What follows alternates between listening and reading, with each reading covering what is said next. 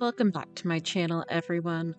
I swear this is not going to become a photography channel, but it is something that I've been having a lot of fun with recently. And when I was at Battlemore, the vlog will be down in the description.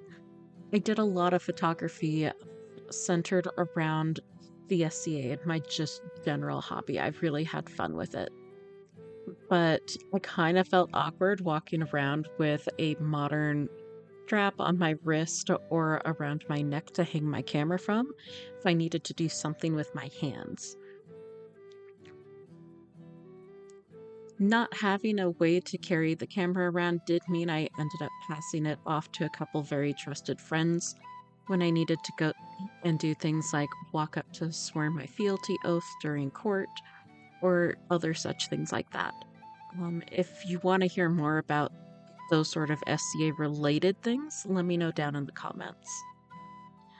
But I decided I needed to have some sort of a camera strap that blended in more to the general ambiance and wouldn't necessarily draw attention to my camera. So I had been playing with tablet weaving to do some garters. That's in my Battlemore vlog. And I decided to keep on playing with that thought and try to make a camera strap using card weaving. This pattern is available on Pinterest, I think. I just had it printed out. And it's way more complicated than anything I've ever tried, in all honesty. And my first attempt that you're watching me attempt to string up failed epically. So I cut off about a foot of this when I was getting started because I just couldn't keep the cards to spin correctly.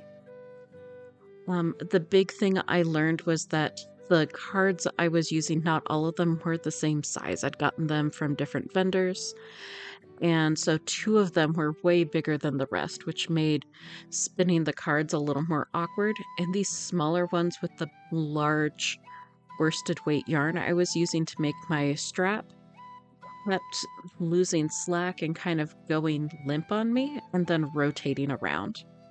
So I might try them for something that's a little bit finer and more small, I guess, in the yarn, maybe a 220 weave or something like that, rather than worsted yarn. But it was really interesting trying to do something new in order to complete this project. I am by no means an expert in card weaving. There are probably dozens of channels that you'll actually learn how to card weave from on here if you want to try. But I'll definitely try and give you a couple of the basic things that I have going on with my particular loom and style that I'm working with here so that you know the right search terms, I guess, to go and find better tutorials and information because that sometimes is just the hardest thing to do is figure out a starting point.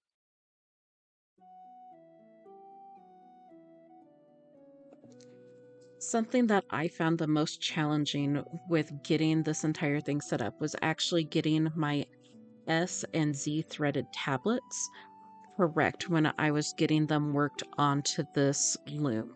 It wasn't the loom's fault. You can actually use just two table legs for card weaving, and there's a lot of medieval depictions of women doing similar things where they just tie two ends of their thread to each side of a post and then they weave between them. But the card specifically, you're trying to make sure that the slant when you're weaving goes a specific direction depending on your pattern. And this one, it's supposed to create a chevron with each thread pairing more or less, or it's supposed to chevron into the middle. Different patterns will have different requirements, but I kept threading the colors through the cards and I'd thread them in the right manner, but I'd thread them in the right order for what color goes in which hole of my card. But I wasn't threading it the right direction, and then I'd try to flip it, and then that would take the pattern to be out of whack. So this is probably the most time-consuming piece of weaving It's just it's a little bit complicated. If you're trying to think of this in the grand scheme of weaving fabric, this would be setting up your warp threads, the long threads that create the strength of your band. And the weft threads are going to be what we use to fill this eventually when I'm going back and forth. Have you ever tried tablet weaving? Um, Maybe I'm just crazy. I think I tried it at one point in my early 20s and thought it was so cool. And the portion that we're dealing with right here, where I'm having to warp something up and get the pattern right, has always been intimidating to me. So tell me about your experience with tablet weaving down in the comments section.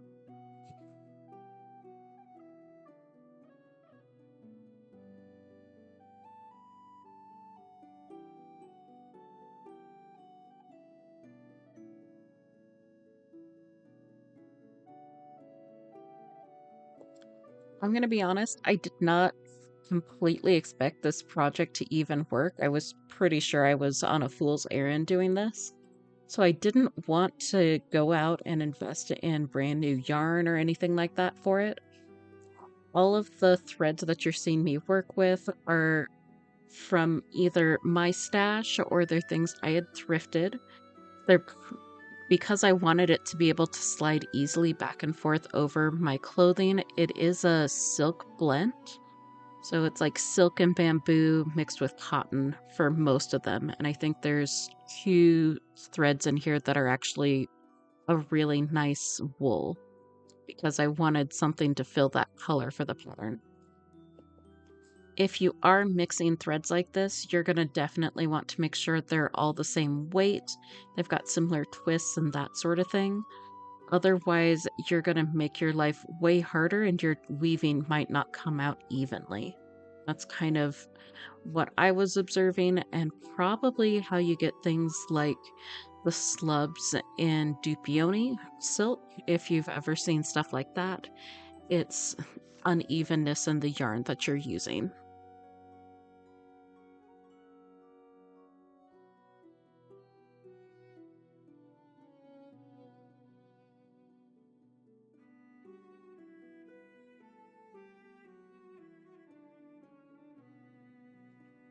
One of the things that really helped save my bacon when I was trying to get everything warped up correctly and to keep my cards from spinning and then getting the pattern out of whack was setting something up to grab all of my cards as they were getting threaded. So I grabbed them all through the same hole in the pattern so that it would line up and be correct. And I used a safety pin for this at one point. I used a large veil pin that I have, or even a Roman fibula that I'd been using at Battlemore in a few instances that I just never had put away.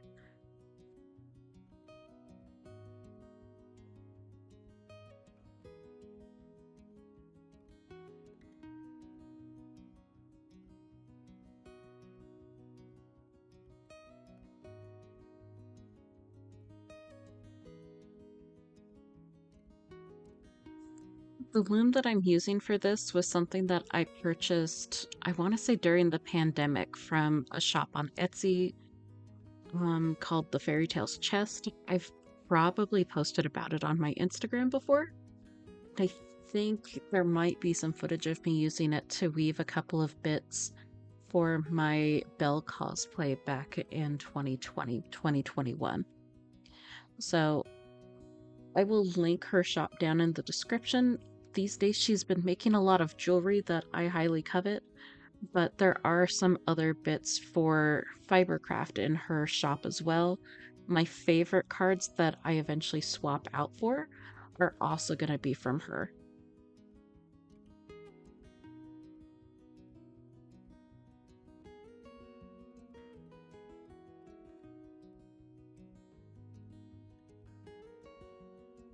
Because I'm using a loom that's really designed to fit on your lap or a tabletop, I'm going to have a ton of extra yarn for each of these threads. I took care of this by kind of combing it all together so it was nice and then doing like a finger crocheted braid with all of it to keep it together and keep it out of tangling and becoming a giant gross mess. Because I individually tied off each card, which was great so that I could keep them in line and keep moving forward. But eventually, I needed to adjust my tension. It was a little bit loose, and this was an opportune time to clean up that mess.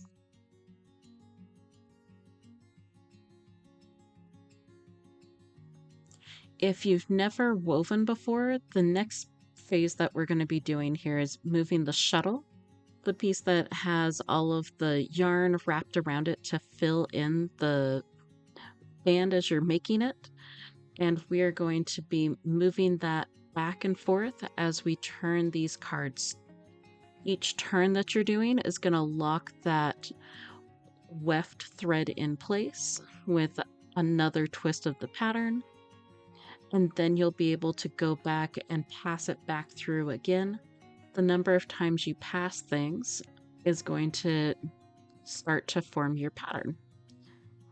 You're also going to want to make sure you're keeping things tight as you go, and it may take a couple of turns when you're getting started to really get this pattern to establish and kind of make the band suck in a bit.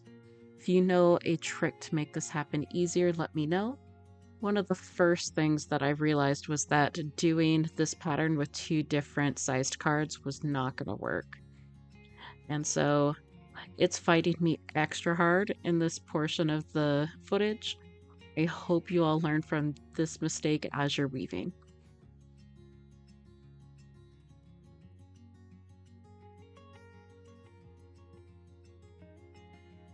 Ideally, to help tighten up and make all of the weaving even, you're going to use something called a beater. Some shuttles might be designed to do this for you. Right here, I'm using my finger because the beater that I have doesn't play nicely as well with the little carved dragon edges, but I can kind of get it in there to tighten everything down. The silk didn't really fight me too hard when it came to weaving and using my hands as a beater on occasion, but the last time I tried this with wool, it did absorb a lot of the just natural oils out of my hands, so I used a lot of lotion when I wasn't using my beater tool. So that's that little wooden knifey blade looking thing that I was using to get the weaving tight as I progressed through between each turn, just in case you're looking for what the terminology is for that.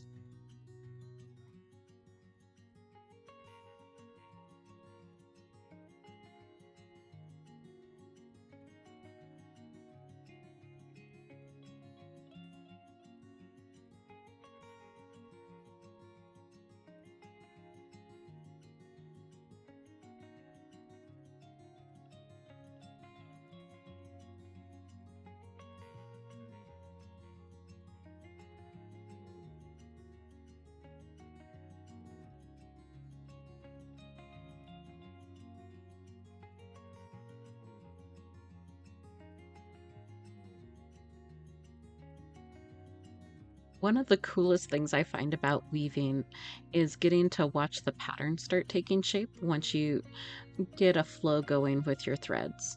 So you're going to kind of hit your stride after those first couple of twists and trying to get all the tension and everything worked out. And then you just start seeing the different shapes and colors weaving together like you were hoping they would.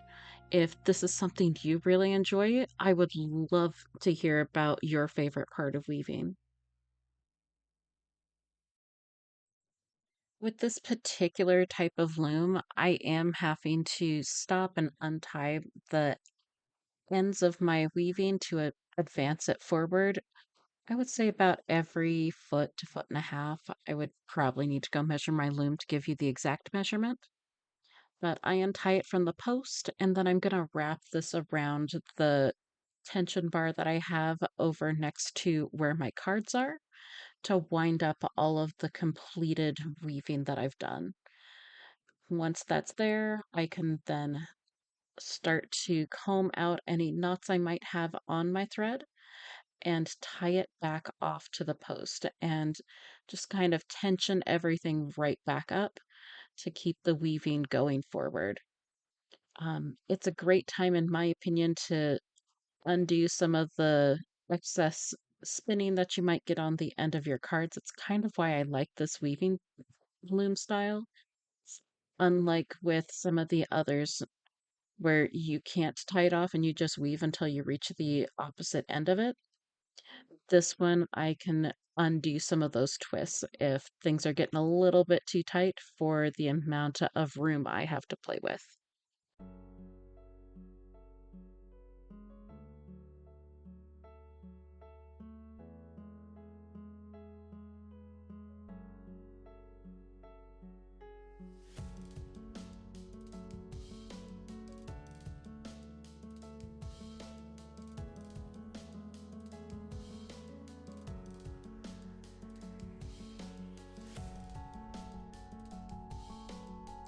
Before you start trying to retension and suck up all of that excess weaving that you've completed, make sure that you have something in your cards to keep them together and in order, especially if you've got something that's a little more complicated in the pattern like what I'm doing right now. Otherwise, you're going to have a card spin out and it's going to change the pattern of what you're weaving. I found it a little frustrating that despite my best efforts, I do still have one or two cards spin, and it rotates my pattern just slightly in the last foot or so of what I'm working. If you can find that error when we get to the end, tell me what changed in the comments.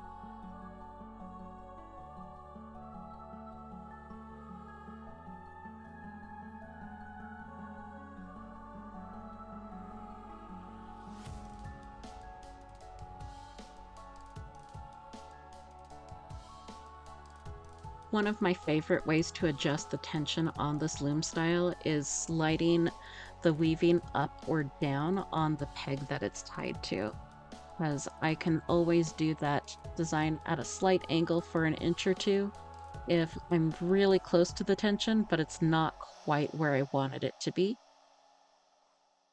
As I get moving this more and more and I swap out for uniform sizes on all of my cards, this project became so much easier and so much faster. You'll notice once you start weaving a longer piece, you're going to hit a stride and you just remember I'm twisting 4 times forward, 4 times back, or whatever the pattern starts to tell you it needs to do in order to get the shapes and colors in the places you want them.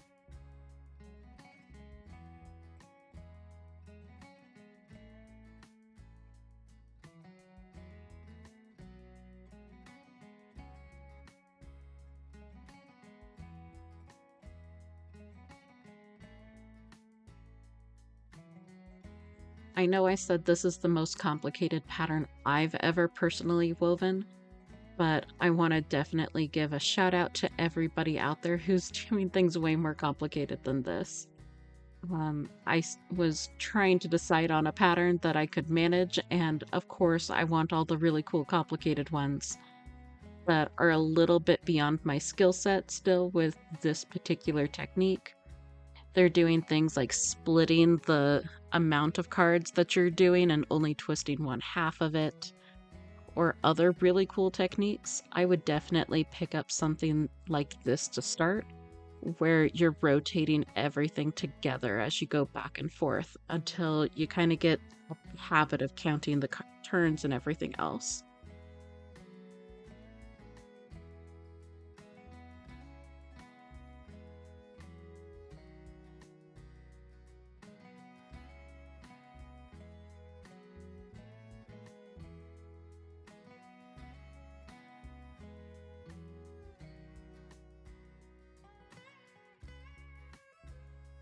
I had the ironic experience of eventually the shuttle just kept coming unthreaded from the thread I had wrapped around it. So rather than continuing to fight with that, I just passed it back and forth with my fingers. What I'm weaving is small, I can definitely manage that. if I was weaving a larger piece of fabric, probably not so much. So just something to keep in mind. I definitely need to take a look at swapping out my thread here in the next couple of turns, but I shouldn't need to do it immediately, and I didn't want to waste yarn by cutting it off prematurely.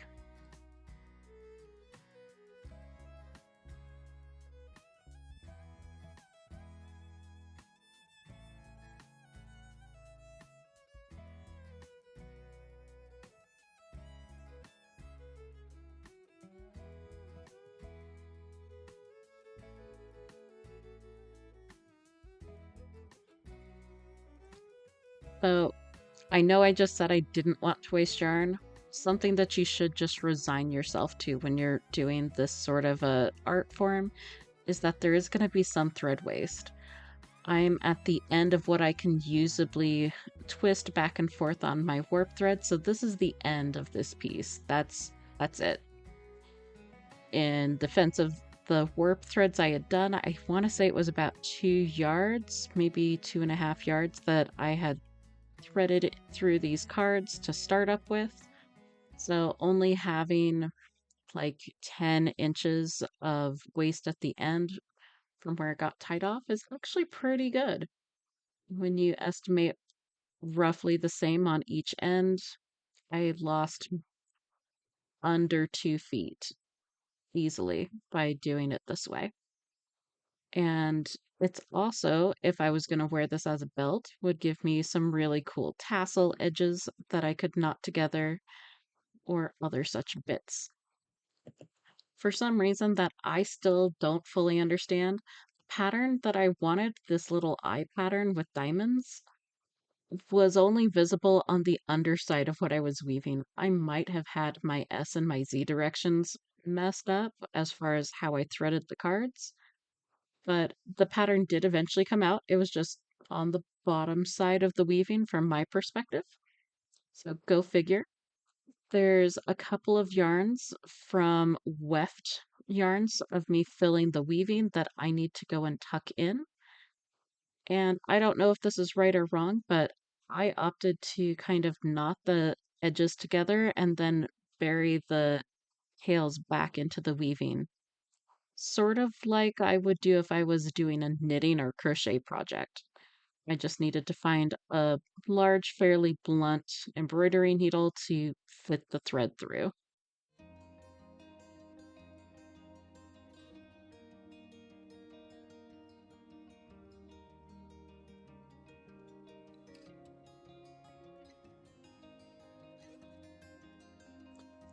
I was a little concerned with my weaving coming undone if these were left hanging out to the open. If there's an experienced weaver out there in the world that knows if this would actually be a problem or not, feel free to let me know. I did not want to cut them off prematurely just in case, because this is going to be supporting my beloved camera as I wander around at events. So it was important to me that everything be as sturdy and secure as it possibly could for the longest amount of time.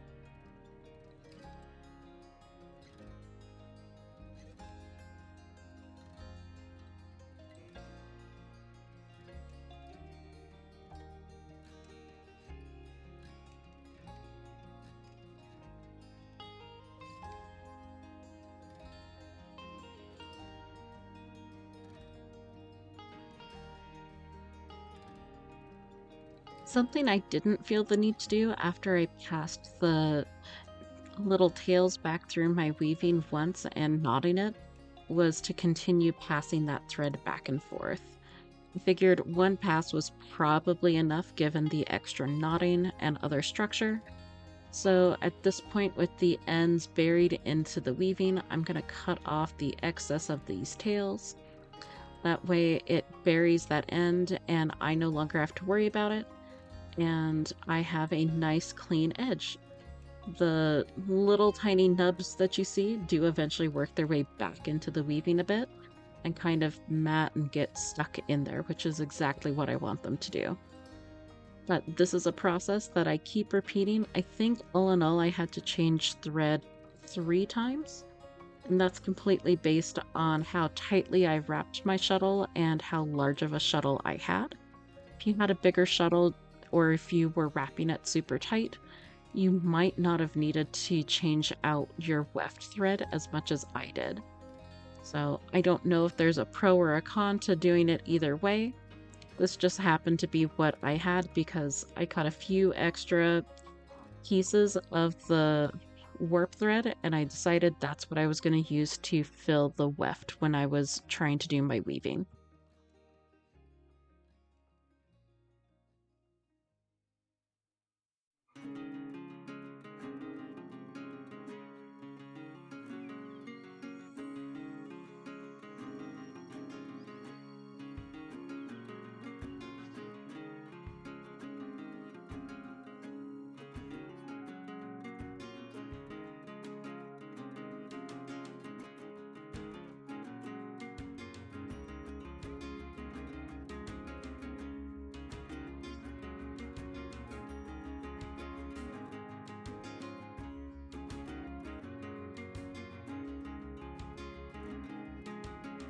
With my strap completed, it's time to start working on the attachments that this is going to need.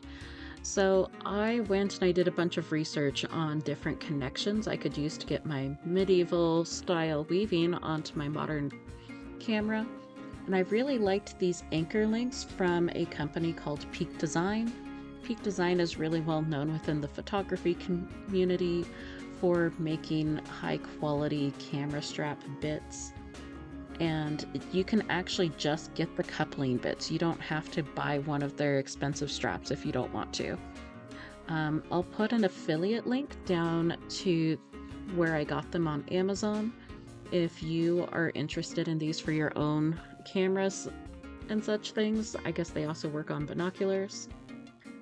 But they're really kind of a cool design. So the little toggle fits onto your camera, and the buckle is going to be what's on the strap itself, and they've got 2 different size strap attachments for this buckle.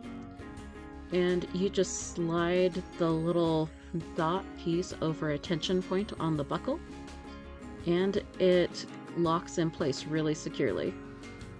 And by extension, why a lot of people seem to love this particular design is that it's a quick release too. So if you don't want it attached to the strap, or if you want to change what it's attached to, you can just unclip those little dots and swap it out for something else. So it becomes kind of universal.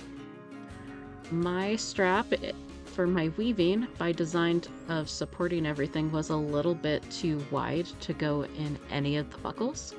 So I found some linen tape that I use for any number of other things in historical costuming, and it fit perfectly into one size. So kind of eyeballed it, decided how long I wanted those ends to be, and cut 2 to match, and then started making a pattern for a connecting piece.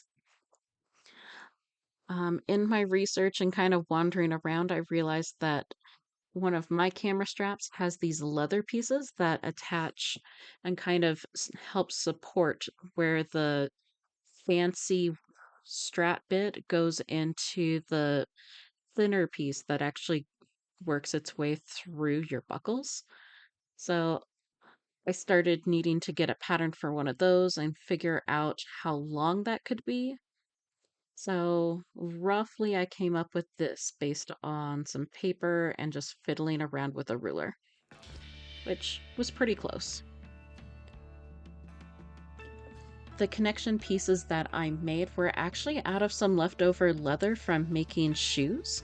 So if you've watched my Renaissance shoes video and the little kit that I used to make the shoes, this is like a random scrap of leftover leather. If you guys didn't already guess, my project wasn't vegan, but this is like the 100% confirmation.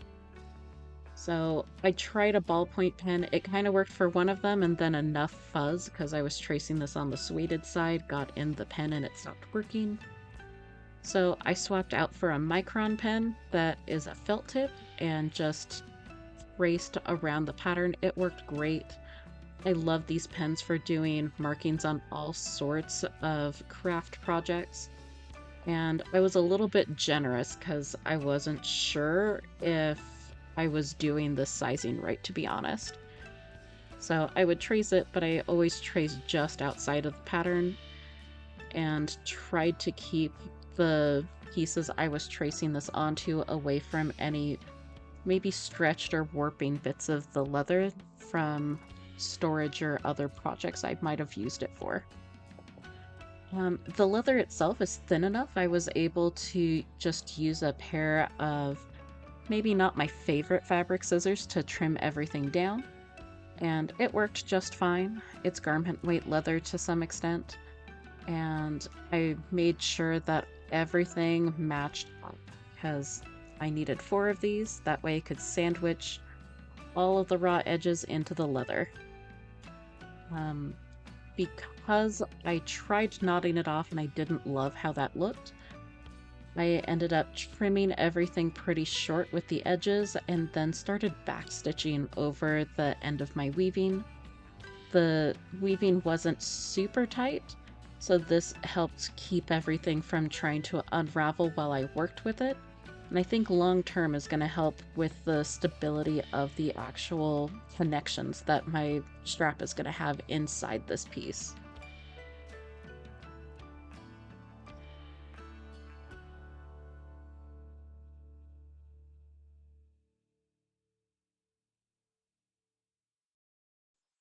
The stitch that I'm using to do this for all of my sewing enthusiasts out there is just a backstitch. So I'm backstitching twice just because I'm paranoid about my beloved camera having a problem. I know that I am probably structurally over engineering this, and it would have been fine, but just in case, it's worth it to me to take the extra 5 to 10 minutes to take care of it this way. If you just want to do a quick running stitch or maybe tape off the edges even with some painter's tape and then keep working, I could see the value in doing that. You do you. I really love doing these sort of more historical techniques on things. And for this particular project, it's making me smile to do historical techniques to solve a slightly modern problem, I guess you could say.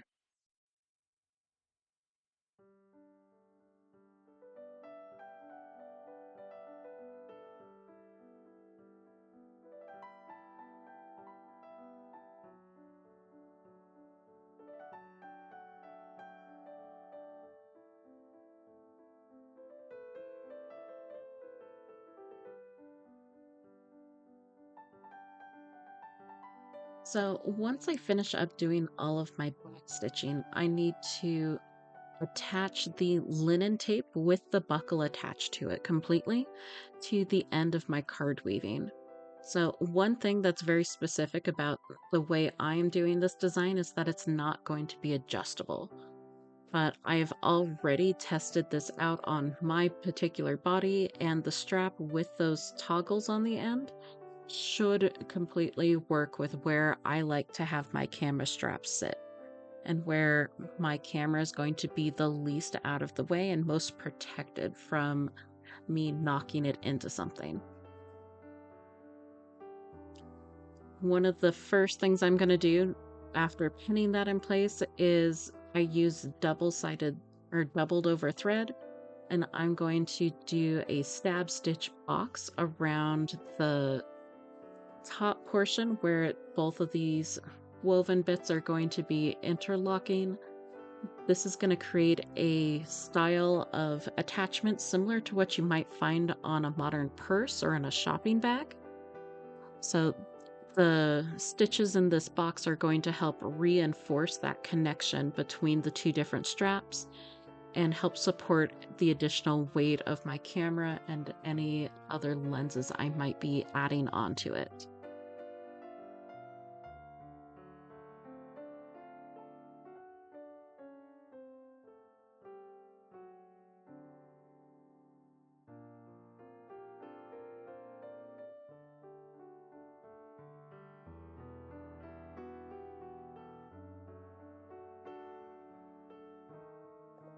And because it's never fully enough when you're doing structural support for such things, I'm also going to make sure I knot this off and maybe go back around and fill in all the other holes, almost creating a saddle-like stitch effect where everything is completely covered, or like a glorified back stitch. Again, like I've said before, probably over engineering some of the sewing to attach all of this. You could theoretically do this on the machine, but I was a little bit worried about the feed dogs grabbing some of the looser tablet weaving and pulling a thread and doing something strange like that. So it's something you could think about, but I didn't really want to mess around with too much.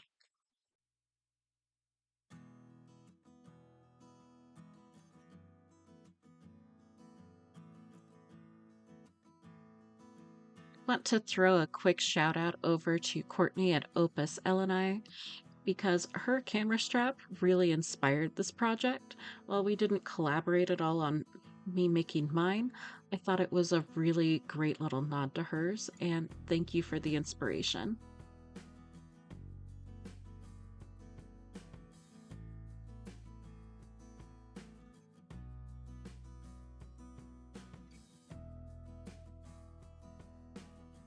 With the edges of all of the woven pieces securely stitched together, I then started sandwiching that with the two leather triangles that I'd cut out for each side. I wanted to make sure that I, I still had plenty of that linen tape around to give some flexibility to my strap and give it the ability to turn or do whatever I needed it to do. But I wanted to keep some width at the top to cover all of the raw edges. So I fiddled around with it a bit until I got it exactly where I wanted it to go. And then I held it in place with some more of those little crab clippy things that I used for the shoes. I love using these for small leatherwork projects or for millinery if you've used them before. I did not pre-punch these holes because I wasn't sure exactly where they were going to line up going through both layers. And I was a little bit nervous about punching too far with such a narrow room for any problems. So I'm stab stitching through with some waxed cotton floss and just kind of going back and forth. Because they're not pre-punched, I'm having to use a little silicone nail grip and my thimble, a bit more than I've had to use on some sewing projects for a while, just to get it through the thickness of this. It was not particularly hard, but it did take a little bit of effort to get through both layers of garment weight leather.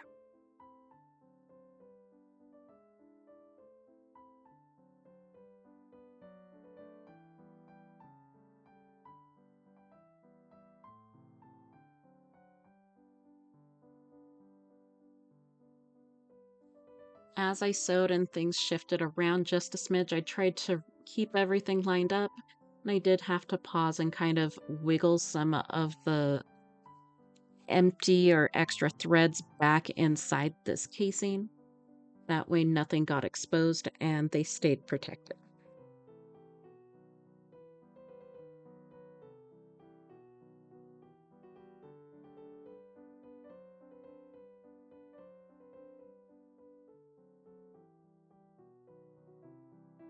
For additional strength, I did go back around a second time to create a saddle-like stitch, And then I realized that I'd cut the triangles kind of wide with my pattern. So I trimmed off some of the excess that wasn't needed to encase the end of my weaving. And one side was a little taller than the other from shoving some of the weaving back in. So I trued those up to make them visually equal again. It's a really strong connection. I have no fear of my beautiful camera falling with this strap on it. And I think it's going to weave in, pardon the pun, to my outfits just fine. If you loved this video, I think you might really enjoy some of my other stuff. So take a look at the end credits here, and thanks so much for watching. Bye.